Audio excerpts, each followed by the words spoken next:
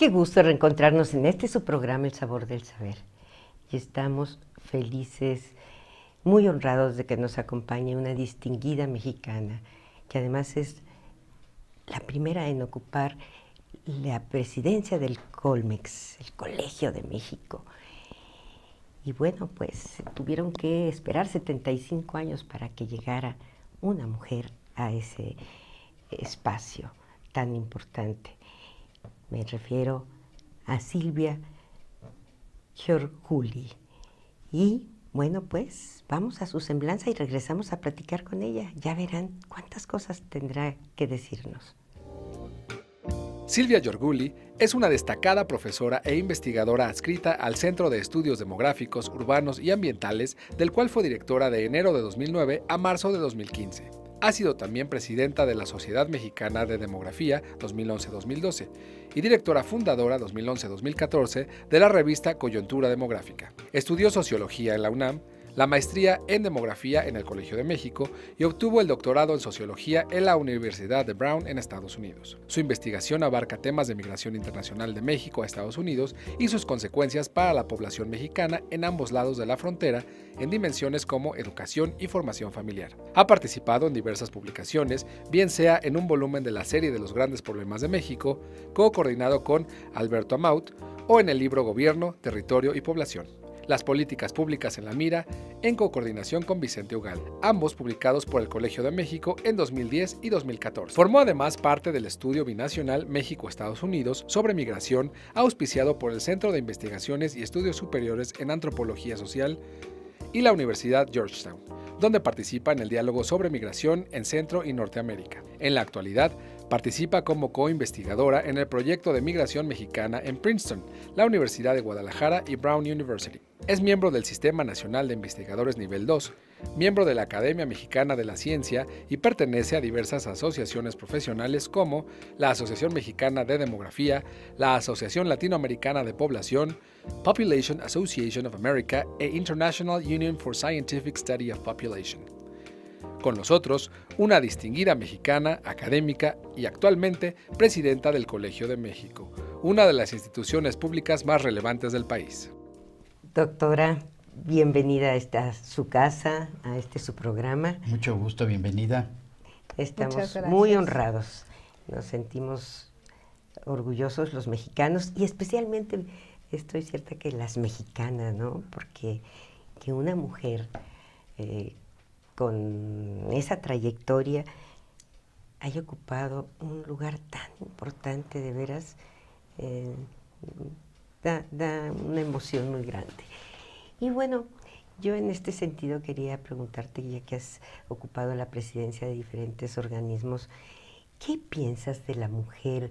¿Cómo la encuentras inserta social, económica, intelectual, artísticamente? Sí.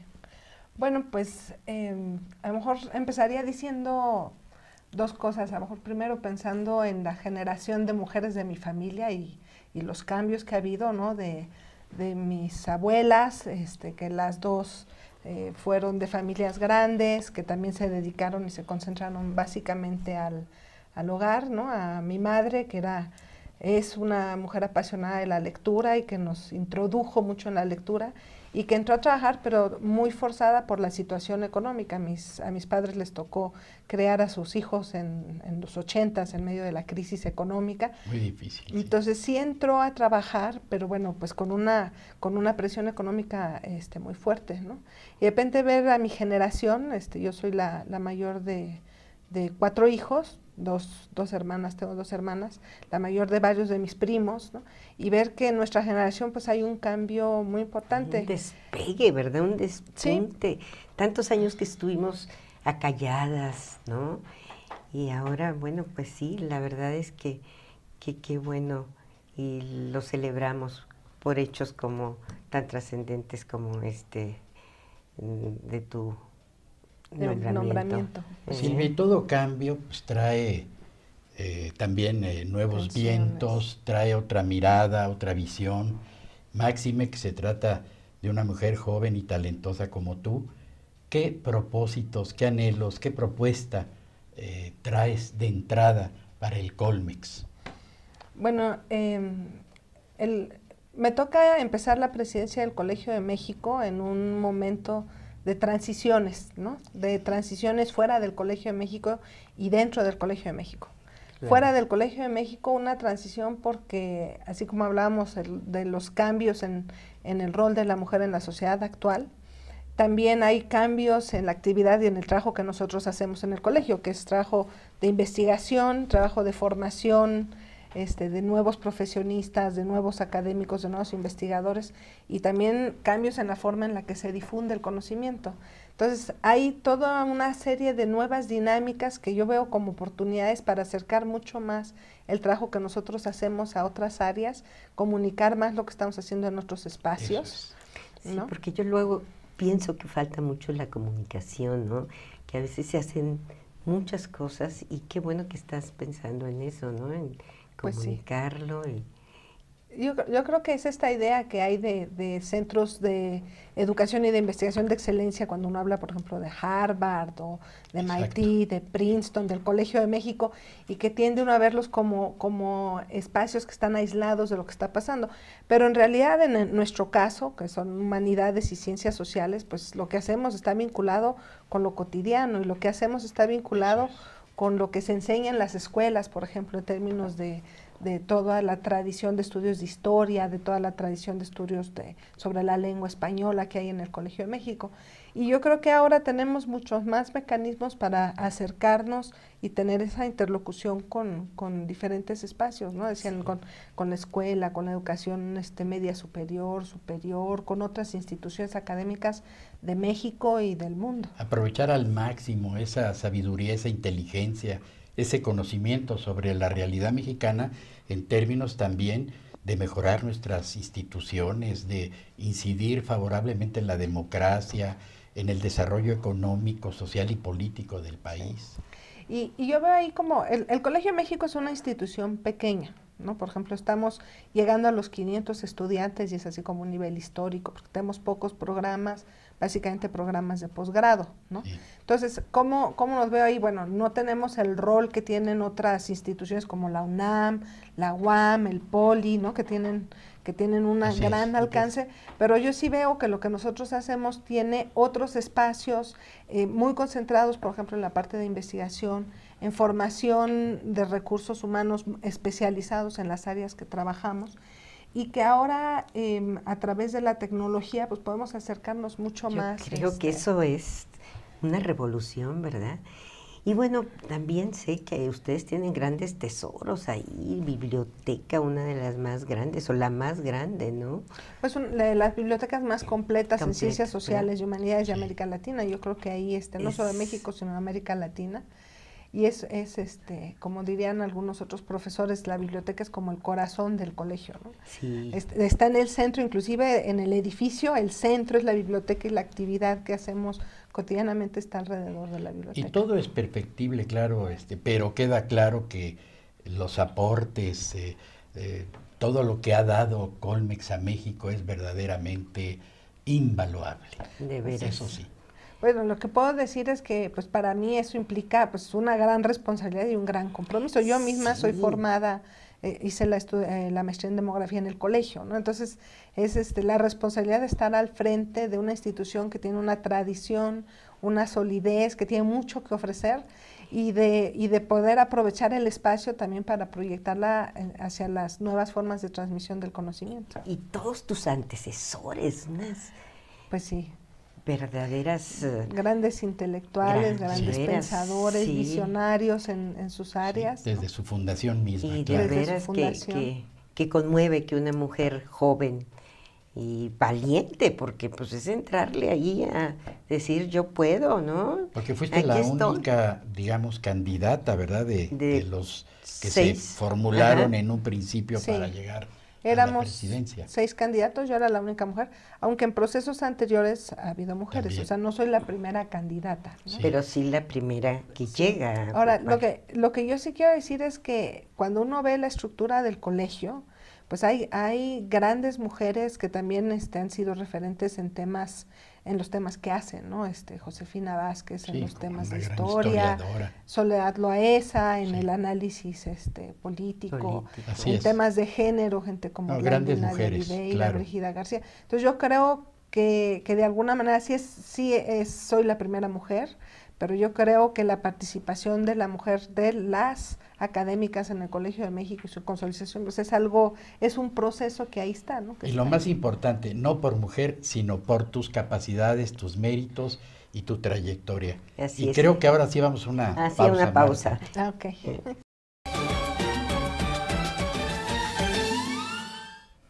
Está con nosotros una muy destacada socióloga, demógrafa y méritos adicionales que ya en su semblanza tuvimos oportunidad de comprobar. Y justo hablando de demografía, Silvia, nos interesa mucho tener tu punto de vista, tu posición, porque muchas veces oímos que un país que se debate a veces en la pobreza, no falta la argumentación de que es que ya somos muchos, o en países como China, donde se limita incluso la procreación a un hijo, ahora creo que lo acaban de abrir a 2, en fin, todos esos estudios de sociedades también que envejecen, otras que parecen rejuvenecer. ¿Cómo ves a México y al mundo en ese sentido?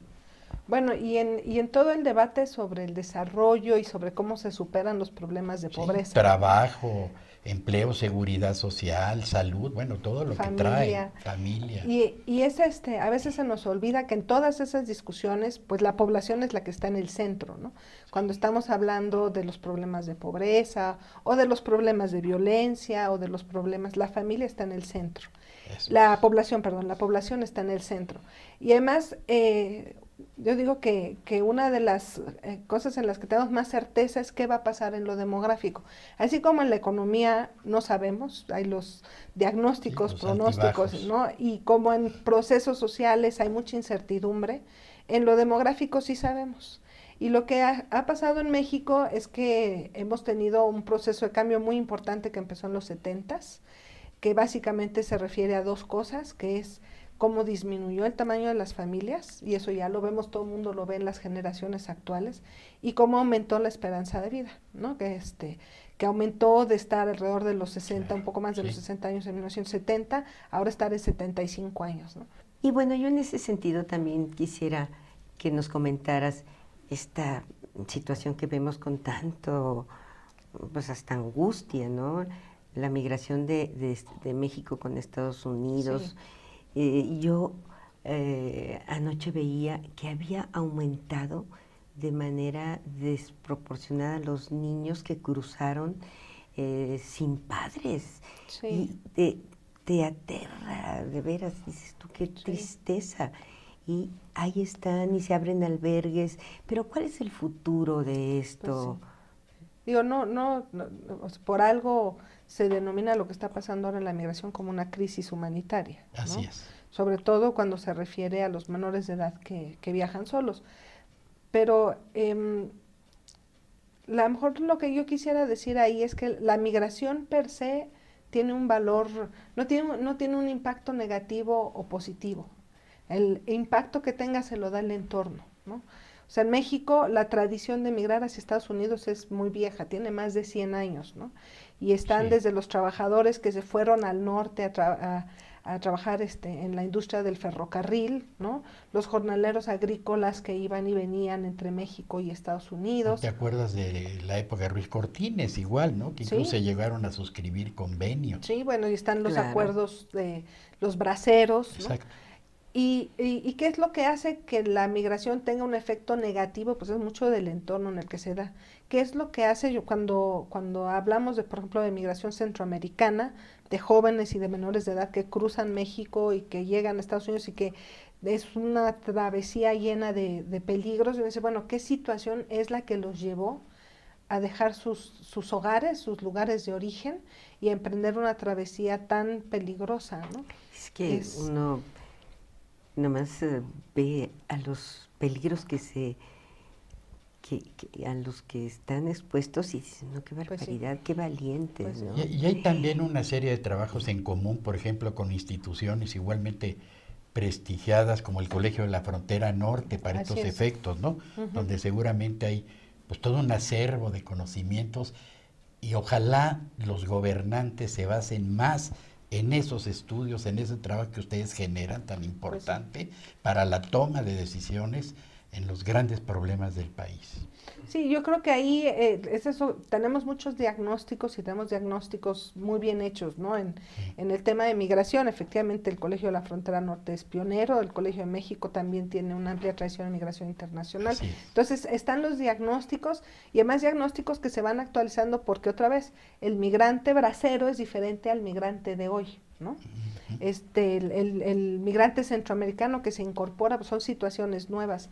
Los diagnósticos ahí están y si hace falta pues traducirlos en acciones y en políticas. Claro, eso es urgentísimo, porque Así si no es. se queda en letra muerta, como muchas cosas desgraciadamente Así es. en nuestro país, ¿no? Sí, y bueno, y lo que pasa normalmente es que la realidad va más rápido de lo que se diseñan Sí. las políticas públicas, ¿no? Cuando llega el problema es porque ya te estalló como una crisis humanitaria, como pasa en el caso de la migración de menores. Y si quieres, Así es. por lo mismo, Marta, antes del corte, dejar un poco planteada una pregunta, que es junto a estos problemas, ¿qué otros tiene tan presente el Colegio de México? Pues justo para ayudar a que el país salga adelante. Y si gustas, Silvia, pasamos entonces a esa etapa, ¿no, Marta? Por la Sí. tregua que hay que hacer ahora. Gracias. Pues regresamos en un momento.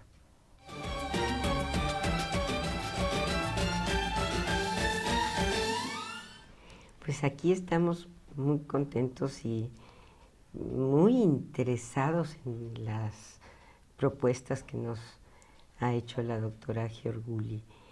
Y bueno, pues queremos, como habíamos pensado, ¿no? Que hay muchos problemas, pero ¿qué alternativas está dando el Colegio de México? ¿Qué caminos vislumbra como posibles soluciones a estos grandes problemas? Porque, como decías tú hace un rato, ¿no? Ustedes están justo ahí insertados en ver la dinámica de México y sus bueno, estos grandes temas, ¿no? Sí, yo creo que ahí, cuando uno pregunta qué es lo que tenemos que hacer, yo creo que ahí cada quien desde sus trincheras, ¿no? Sí. Yo creo que a nosotros como institución académica nos toca pues seguir generando conocimiento, seguir formando. Para mí la parte de educación es muy importante, no solamente por la cuestión de educación y trabajo, sino por la educación crítica, la generación de pensamiento crítico, ¿no? Para poder también exigir en un proceso de democratización en el que vive el país, pues también poder exigir y rendir cuentas y hacer propuestas, ¿no? Y está esta otra parte que nosotros estamos haciendo, que vamos a seguir haciendo, que es de seguir generando información, diagnósticos sobre los problemas. Desafortunadamente seguimos discutiendo los mismos problemas de hace 20, 25 años sobre Esa es desigualdad y pobreza. Y se suman otros nuevos, ¿no? Cuando yo empecé mi carrera académica, el tema de la violencia era incipiente. Sí. Y ahora pues es uno de los temas centrales que ocupa la agenda de investigación de varios profesores del colegio. Sí, Y ¿no? el empleo, ¿no? y También, doctora, el empleo. Pues el empleo también yo diría que es como uno de los temas que cuando yo estudié hace 20 años estaba ahí como foco rojo y que se mantiene a pesar de los cambios, ¿no? Porque lo que yo querría decir es que sí ha habido avances, sí ha habido cambios. Creo que el hecho de que la esperanza de vida siga aumentando, pues te habla de una política de salud que ha tenido un buen efecto. El hecho de que la educación se haya expandido a nivel secundaria, lo que se está expandiendo en media superior, pues habla de que el país va caminando, ¿no? A lo mejor lo que nos falta es decir, bueno, cómo todos estos logros los traduces, por ejemplo, en mejores oportunidades de empleo, ¿no? Ese sería el Colmex del siglo XXI, ¿así te lo imaginas? Pues sí, como un Colmex que se mantiene a la vanguardia en las temáticas que son de interés discutir, pero que al mismo tiempo mantiene esta discusión. Por ejemplo, en el caso de la historia, que es esta parte de la revisión de mantener la conciencia y la conciencia histórica de quiénes somos, pues tiene que estar ahí, ¿no? No solamente responde a lo coyuntural. Yo creo que nuestra responsabilidad es encontrar ese balance entre mantener las grandes líneas de discusión y de pensamiento que hablan del país, de quiénes somos, de quiénes somos frente al mundo, y al mismo tiempo estar respondiendo a estos problemas emergentes. Es cierto que hay avances y logros, pero yo también veo en la realidad una desconexión, no ahora, también en nuestro pasado reciente, entre, digamos, quienes tienen los mandos del país como la responsabilidad así muy clara y evidente respecto a las instituciones que generan estos conocimientos. A veces se da ese vacío, ¿no? y parece que andan buscando soluciones cuando ya las tenemos en estos colegios. Sí, es lo que hemos estado tan prestigiados, tan importantes, tan trascendentes en sus aportaciones. Yo creo que hay que insistir mucho en que estas instituciones y la sociedad civil exija que también se aprovechen mejor estos conocimientos. Pues yo creo que ahí empieza la verdad. ¿No lo crees, Silvia? Sí lo creo, y además lo que yo quiero decir es que lo creo, y además creo que hoy tenemos que hablar con muchos más actores que antes, ¿no? Si antes, hace 30, 40 años, era el gobierno federal, la presidencia y su estructura nuestro único interlocutor, no. Ahora hay que hablar con las cámaras, hay que hablar con los gobiernos de los estados, hay que hablar con los presidentes municipales si se puede, aparte del gobierno federal, y hay que hablar también con la sociedad civil en general, ¿no? Es esta parte también de rendición de cuentas y de exigir y decir, bueno, está el problema, pero una posible solución va por este camino, pues requiere también esa socialización del conocimiento. Oye, y hablando de tus pasiones así gastronómicas personales, ¿a ti qué te gusta comer? ¿Cuál es tu platillo favorito? Bueno, voy a decir que lo que más me gusta es la preparación de la comida, ¿no? Esta parte, sí, porque es otra vez, es un espacio, y creo que tiene que ver mucho con la cultura mexicana, ¿no? Es este espacio de convivencia, la plática en el momento de estar preparando, creo que se da una intimidad y una relación, y es esta parte también de transferencia de información entre las generaciones, ¿no? Sí. Transferencia de saberes entre las generaciones. Sabores y saberes, como es nuestro título del programa, y que, bueno, pues sí, realmente yo creo que ahí justo en ese calor de los fogones se dan muchas emociones, ¿no? Muchas historias. ¿Verdad? Y muchas historias, ¿verdad? Oye, Alejandro, ¿no vas a hacer alguna reflexión final? Pues para concluir, como lo hacemos en todos los programas, evocando a Carlos Fuentes, que a su vez evoca a dos pensadores, y hablando de la globalidad y de la demografía, temas que hemos tocado aquí, decía que antes gobernar era poblar, y ahora más que nunca poblar es educar. Sí. Porque ese es el futuro. Pues ojalá, ¿verdad? Así es. Acatemos esa visión de estos hombres y personajes que nos dan también mucha luz. Y que refleja el cambio de pensamiento que nos ha tocado vivir en estas últimas décadas. Y muchas gracias. Pues muchísimas gracias. Ha sido un gusto enorme poder platicar contigo, y bueno, pues felicitarte de nueva cuenta, y bueno, pues a ustedes, amigas, amigos, por acompañarnos semana a semana. Ya saben que aquí los esperamos con más sabores y más saberes.